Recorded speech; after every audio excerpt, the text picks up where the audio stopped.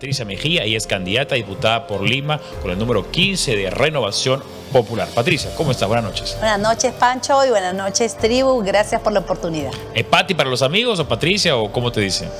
Indistinto. Indistinto, bien, Pati, te voy a decir, porque Pancho, Pati, para que sea más amical. 3 días para las elecciones, ¿cómo van los ánimos? Bueno, bastantes optimistas, realmente, como decimos en Renovación Popular, para nosotros las encuestas están en las calles.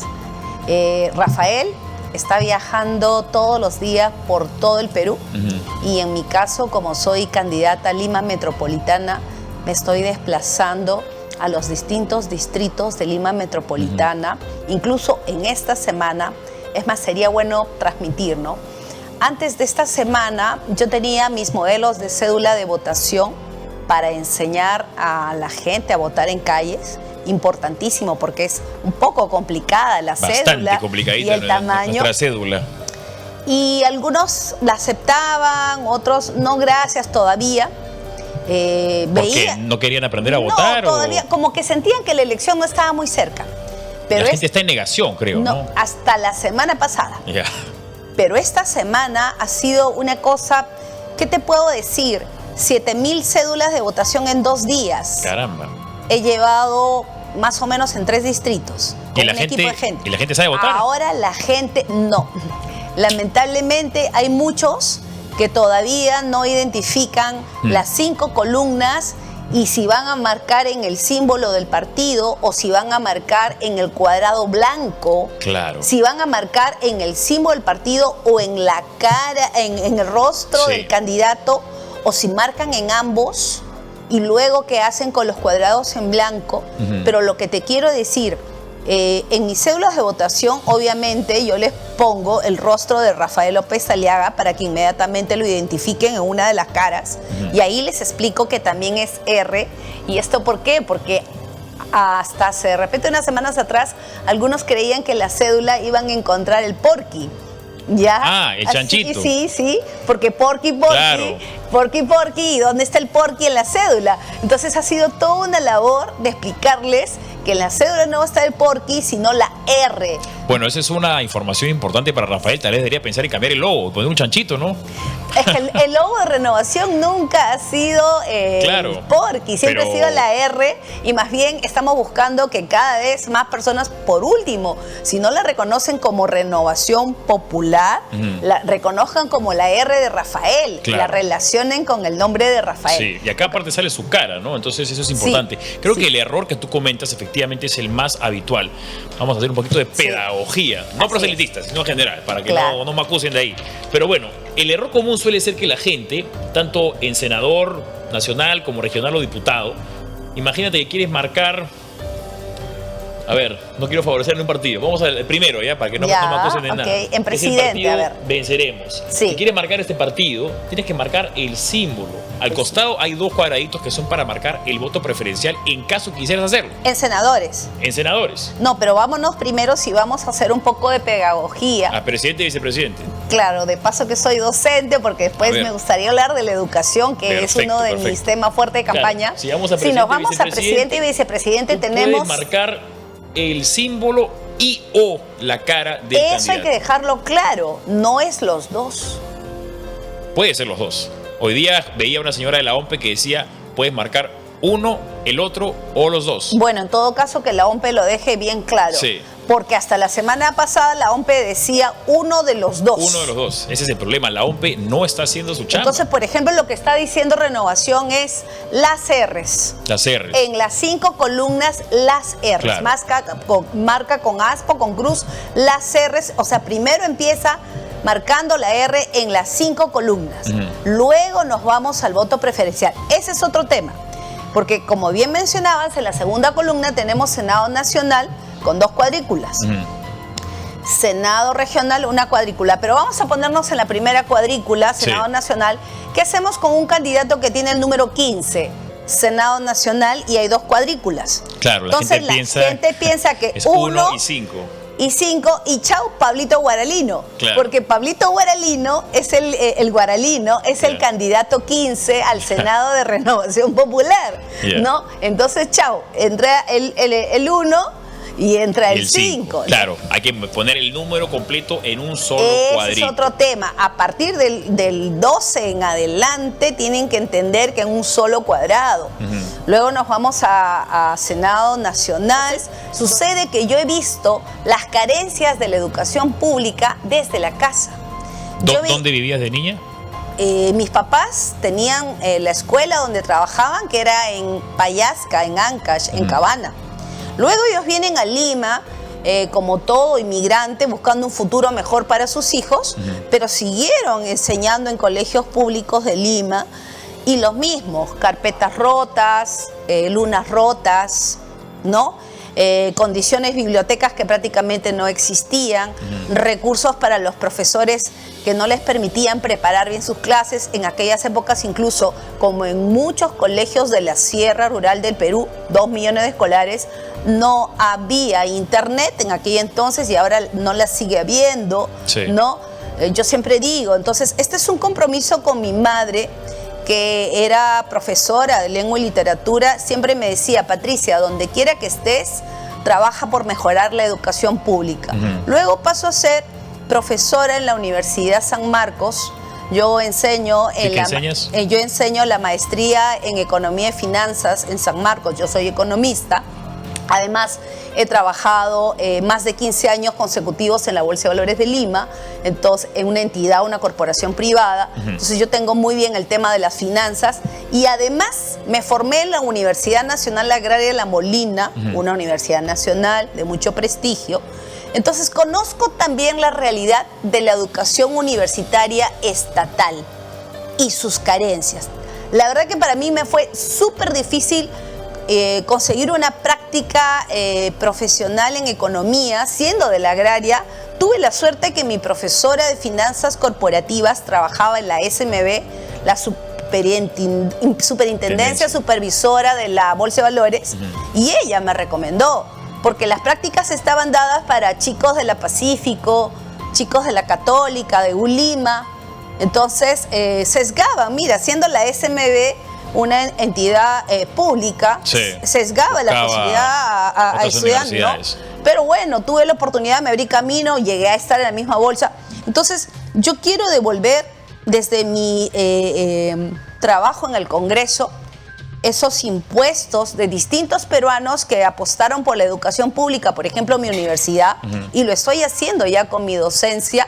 Toda la experiencia y conocimiento se lo vuelco a mis alumnos en las clases de las universidades públicas. ¿En qué momento decides tú meterte a la política? ¿Cómo es el proceso en el que te llama Rafael o lo conoces a él? ¿Cómo llegas a Renovación? Mira, yo estoy en Renovación desde el inicio de Renovación. ¿Cuándo era Solidaridad o desde que...? No, desde Renovación. O sea, 2021, primeros días de enero. Porque Renovación se funda, no es que se refunda, se funda Renovación más o menos en octubre de 2020.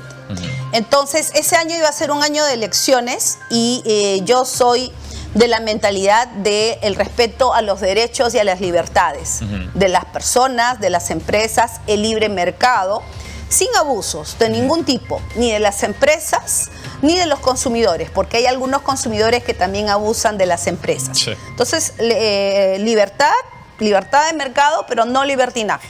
Entonces, en aquel entonces mi opción era Hernando de Soto, obviamente, ¿no? Porque era la libertad al mercado, a la empresa. Pero en aquel entonces, ¿cuándo? O sea, tú ya estabas inscrita... Cierre del 2020. ¿Ya estabas inscrita en Renovación? Todavía. Todavía, ok. Entonces, un amigo de la maestría de Centrum Católica, donde yo también estudié, Centrum Católica, me dijo: oye, Pati, mira, ¿qué te parece? Me han invitado al Partido Renovación Popular, está ofreciendo unas conferencias para presentarse. Y entonces yo llego al partido, a esas charlas en la primera semana de enero, y me recibió Norma Yarro. Norma Yarro estaba recibiendo a personas de diferentes distritos y nos habló de lo que era Renovación Popular. La verdad que salí súper encantada de la misión, de la visión, de los valores. porque no solamente el tema de las libertades y derechos, sino que también la familia, que es muy importante. Ahora, Norma ¿no? Yarro ha sido cuestionada en los últimos meses, sobre todo incluso por parte de sectores de derecha conservadores que dicen, oye, ¿qué hace ella ahí? Pero mucha gente no la conoce verdaderamente, ¿no? ¿Qué cae de afuera? ¿O qué tipo de persona te pareció Norma Yarro? Mira, Norma, yo la conozco del 2021 y por ella es que yo decido afiliarme a Renovación porque fue tan contundente, tan explícita, tan clara de lo que era el partido. Y bueno, y luego paso a conocer a Rafael, con el que tengo cierta afinidad por la Bolsa de Valores. Él también tenía su sociedad agente de bolsa, ¿no? Entonces, Norma es una excelente lideresa. Donde quiera que veas, es una excelente lideresa. Ha sido jefe de campaña desde el 2021 y me dicen que antes también. Es una persona de gran corazón. Es una persona muy preocupada por los que menos tienen y así nos forma. ¿Y por eso Rafael venía esa capacidad? ¿Por eso Rafael la tiene tan cerca? La tiene tan cerca por la lealtad. Súper importante. Pase lo que pase, Norma Yarro jamás va a traicionar a Rafael. Y no está ahí porque quiere que él caiga para que ella sea la presidenta. Claro, esa era la sospecha, ¿no? Uy, se van a bajar a Rafael. Jamás. Más bien ella está para defenderlo.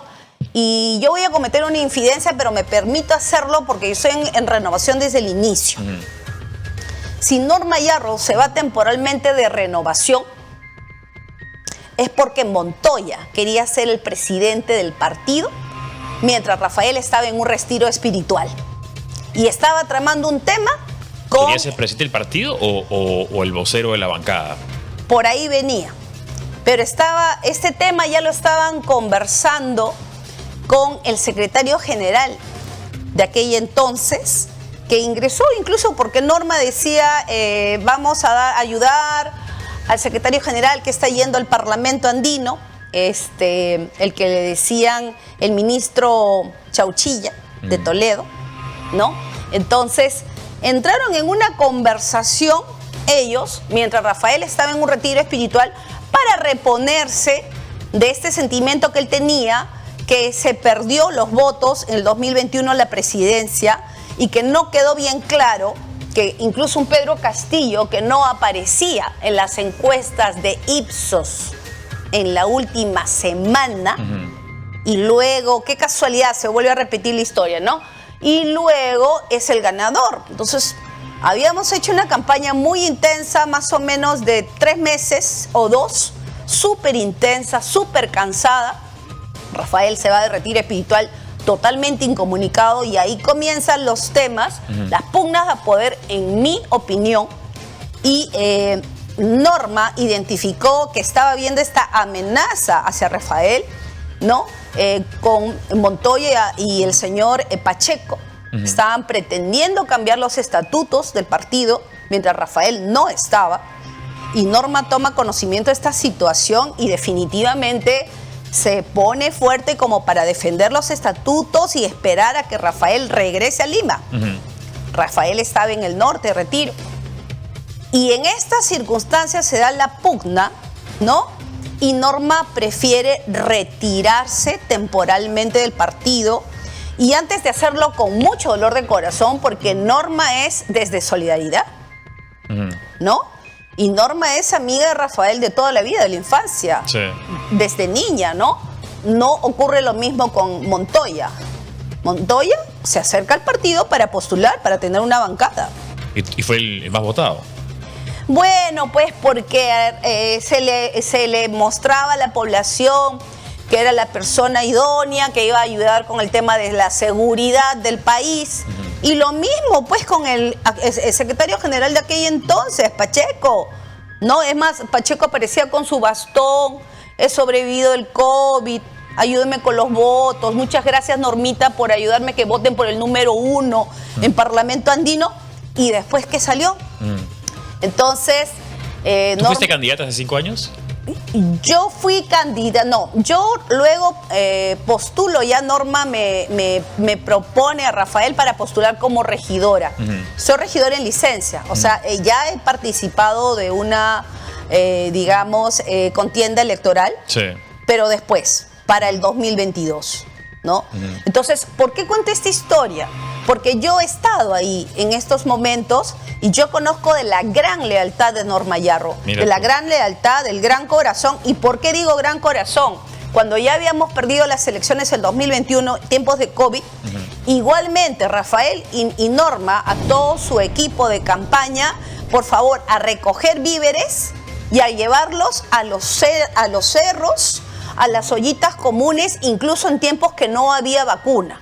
Esto quiere decir que Renovación Popular, Rafael López Aliaga, Norma Yarro, siempre estamos viendo por los que más necesitan, hayan o no elecciones. Me da la impresión de que Renovación ha podido hacer un mejor trabajo contando esta historia y historias semejantes, ¿no? Porque a Norma la pintaron como el demonio y salió Rafael a defenderla, ella también un poquito, pero creo que ha podido hacer un poquito más, ¿no? Bueno, Norma ya en las últimas entrevistas que ha tenido, incluso esta semana pasada, en Milagros Leiva, un poco que contó esta historia, ¿no? De que realmente hubo una división interna, la acaba de mencionar otro candidato también, ¿no? Donde la cogieron y donde Norma se va a Avanza País, porque el mismo Rafael le recomendó que de todos los partidos que podrían acogerla a ella y a Diego Bazán también y a la otra congresista, que fueran a Avanza País porque más o menos coincidía con...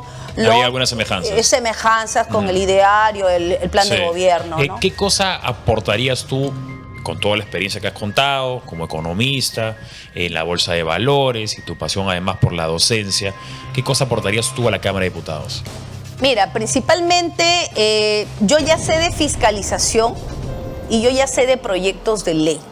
Yo no voy a aprender de esto, porque como yo soy regidora en licencia, yo ya he presentado proyectos de ordenanzas, se llaman distritos, ¿no? Y he hecho fiscalizaciones. Aquellas fiscalizaciones que es, mandas una cartita, esperas que te respondan, eso no es tan efectivo como cuando haces una visita inopinada, sin que te esperen, para recomendar, para sugerir, para mejorar o realmente ver si se están cumpliendo con los presupuestos o los objetivos. Con esa experiencia en proyectos normativos y de fiscalización, nuevamente mi fuerte va por la educación, porque yo considero, Pancho, que la educación es el motor del desarrollo de una persona y del ser humano, y porque te cuento, en el Perú tenemos poco más de 8 millones de escolares. De esos 8 millones de escolares, más de 6 millones están en colegio público, 2 millones en la zona rural. O sea, 75% de escolares, que la calidad de la educación te va a sorprender más, porque también como soy economista te cuento. En el presupuesto nacional del Perú, educación está en el primer lugar, 17.000 millones de soles, de 257.000 millones de soles. En los últimos años, si revisas el presupuesto nacional, educación siempre está en los primeros lugares. ¿Y la calidad de la educación pública, tú crees que ha mejorado? Entonces, ¿es un tema de dinero? ¿Cuál es el problema? Para mí son dos: gestión y corrupción. Pero si Rafael lo que ha propuesto es reducir los ministerios para tener 50.000 millones de soles, en parte entiendo que se va a destinar a seguridad, imagino que también una partecita se destinará a educación. Una parte importante. Pero más dinero, más problemas. No, es que el problema no es el dinero, el problema, porque también soy magíster en administración de empresas, de administrar recursos como el dinero. Entonces el problema no es el dinero, el problema es quién lo está administrando, cómo lo están administrando, qué objetivos tienen, qué metas, hacia dónde lo van a dirigir. ¿Cómo es posible que un dinero en programas como los de Midis para dar latas de atún con gusanos a los escolares? Entonces, ¿el problema es el dinero o quién lo administra y cómo lo administra? Entonces, ahí entramos equipo técnico. Yo me defino como una persona técnica. ¿Has sido parte del equipo técnico de Renovación? No para la elaboración del plan, pero yo me defino como una técnica por el performance que tengo en mi vida profesional y laboral, como una técnica que va obviamente a trabajar como Rafael con KPIs. Con KPIs es con indicadores, ¿no? Y revisar estos indicadores en los sectores correspondientes, cómo están manejando la UGEL, la DRE, la SUNEDU a las universidades. Eso sería la parte de fiscalización, ¿no? ¿Y proyectos de ley que podrías presentar? Los proyectos de ley como parte del plan de gobierno de Rafael, porque los diputados y los senadores tenemos que hacer posible las leyes que se enmarcan dentro del plan de gobierno. Está, por ejemplo, la educación para el trabajo para los jóvenes. Esto dentro de lo que es la Ley General de Educación. Mira, te cuento que desde 2016 no se actualiza la currícula escolar en el Perú. 10 años. Y definitivamente en 10 años varios aspectos han cambiado. Entre ellos tenemos el problema que siempre se está diciendo que hay una gran cantidad de jóvenes que no estudian ni trabajan, pero no necesariamente es porque no quieren, sino porque de repente no han tenido, no tienen los recursos.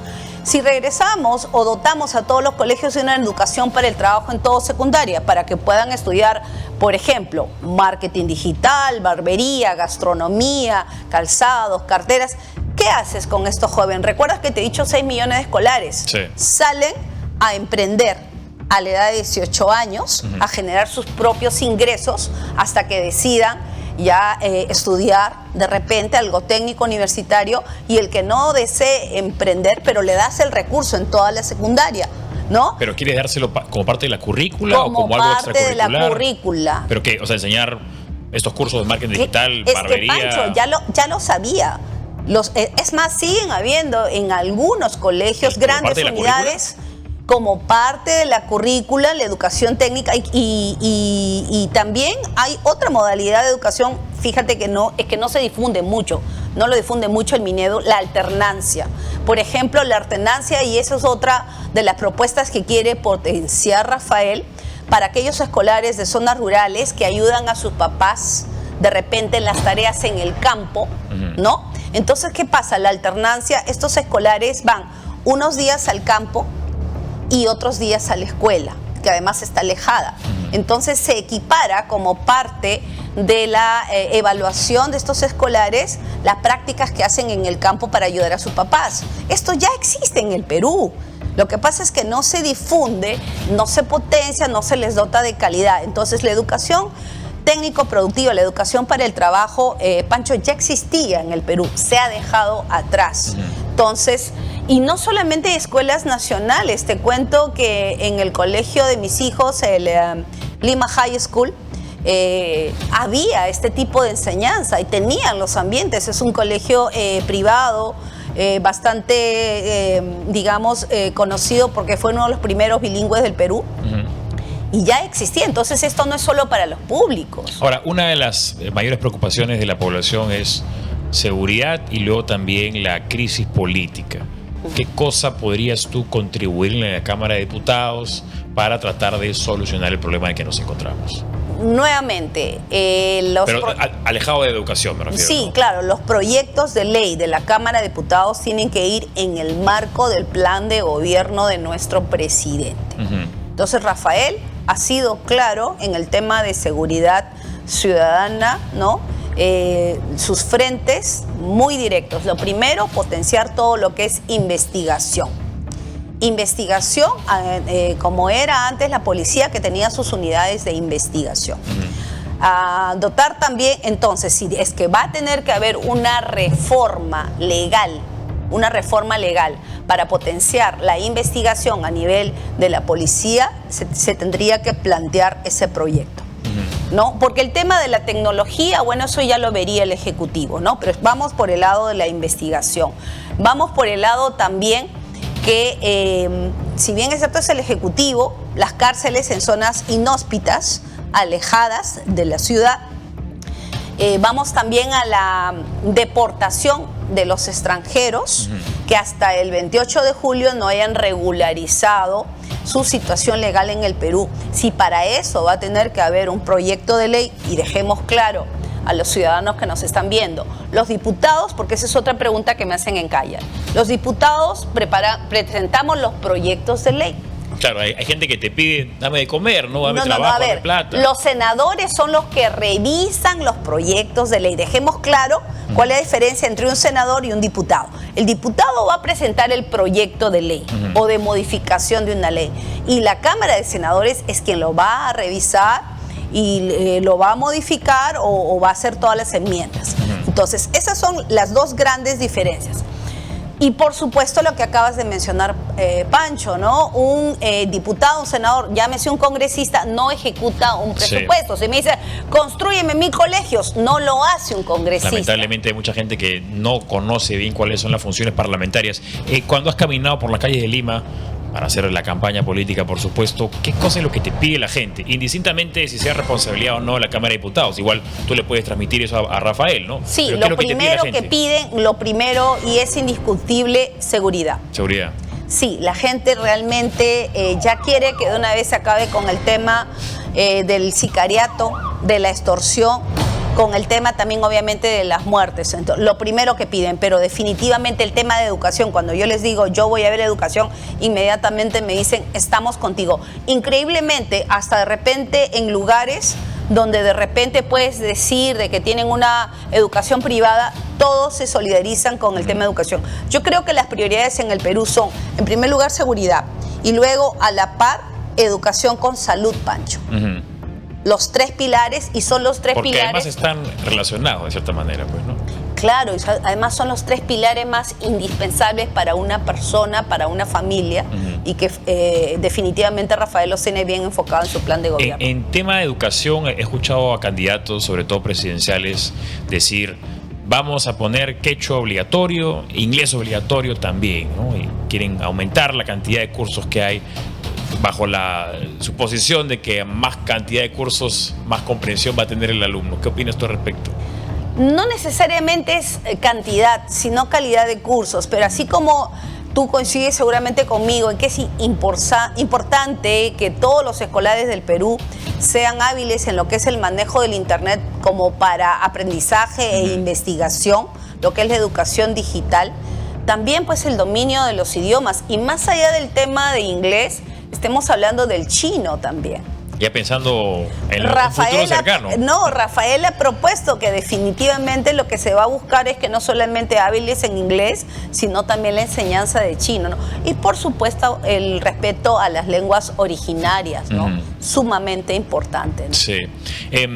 Rafael parece que ha bajado un poco las encuestas. En las encuestas, al menos que hemos conocido el día domingo. Luego, como mencionábamos, se dice, ¿no? La encuesta de por aquí, la encuesta de por allá, la encuesta de otro país. No sabemos. Este es el Perú, el país de la incertidumbre. Cualquier cosa puede pasar. ¿Están confiados en Renovación o...? Vuelvo a repetir, Pancho. Tanto a nivel nacional, y si tú observas los mítines de campaña hace 2 días en Ica, incluso, y yo que vengo recorriendo Lima metropolitana, sobre todo en esta semana te decía que las personas ya tomaron conciencia que el domingo son las elecciones, y ahora sí quieren aprender cómo votar. Dice a la primera, dice Rafael a la primera. Rafael, y eso no es fanatismo. Ahora, ¿no? Hay otros partidos políticos que se encuentran en la cima, para ponerlo de alguna manera, que no son tan distintos a Renovación, como es el caso de Fuerza Popular y el caso de, podríamos decir, País para Todos. Obviamente diferencias, pero bajo la percepción de muchas personas se encuentran en la derecha, centro-derecha. ¿Qué le dirías tú a esa gente para que se diferenciara? Para decirle, oye, no votes por ellos, vota por nosotros. Sí, yo lo primeramente que les diría, una cosa es Alberto Fujimori y otra cosa es Keiko. Ajá. No nos colguemos de Alberto Fujimori. El que devolvió la pacificación, la seguridad al país fue Alberto, no fue Keiko. Y Keiko está lejos de ser hija de su padre. Keiko fue la que quiso regresar a la cárcel a su padre enfermo y anciano. No estoy inventando, estoy diciendo las cosas como son. Entonces, ciudadanos, tengamos presentes, no es lo mismo Alberto que Keiko. Que no te cuenten cuento chino, por un lado. Y con relación al señor Álvarez, a mí la preocupación no es el señor Álvarez. Más que Keiko. La preocupación es su vicepresidenta, que es declarada comunista, izquierda radical. Y tengamos en cuenta, peruanos, quienes van a gobernar el Perú, si cae el presidente, es su vicepresidente. Es más, nuevamente, yo tendría una hipótesis, ¿no? Qué casualidad, Carlos Álvarez, Belmo, que si no es directamente a través de sus vicepresidentes, nos están dando los indicios de que el comunismo quiere entrar Si no es con un partido, con otro. Cuidado, peruanos. Tuvimos suerte que se vaya el comunismo de Pedro Castillo, ya regresó con Valcárcel, pero si esta vez regresa a través de este proceso electoral, ya va a ser bastante difícil que lo podamos sacar. Entonces, definitivamente sabemos lo que es comunismo. No estamos hablando de una izquierda de Barrantes. Estamos hablando de un comunismo que es un comunismo como el que ha vivido Venezuela. Entonces, ¿qué nos queda? ¿Salir por los otros países, abandonar el Perú para no estar en una situación como Venezuela? Entonces, cuidado con posibles de estos partidos o los que están apareciendo. Y al señor Belmont yo quiero decirle que todavía me he quedado con mis acciones de RBC. Que mi papá me regaló. Sí, que mi papá me regaló porque desde pequeña me formaba en el ahorro. Entonces, hija, por Navidad, acá están tus acciones de RBC. Nunca las pudimos cobrar. Entonces, quien te estafa, así sea con una acción, porque para robar no tienes que robar 10 celulares. Basta que robes uno y eres ladrón. Quien te estafa con una acción o una vez, ya es un estafador. Entonces, sepamos escoger y revisemos la información, pero no la información editada en TikTok, por favor. Vámonos a los medios de comunicación formales, vámonos a la información directa, es lo que tengo que decir. Bien, Patricia Mejía, candidata a diputada con Renovación Popular, con el número 15 por Lima, estuvo con nosotros. Patricia, la mejor de las suertes. Gracias. Este domingo. Espero que te volvamos a ver, ya sea como diputada electa o igual como ciudadana interesada por la política peruana.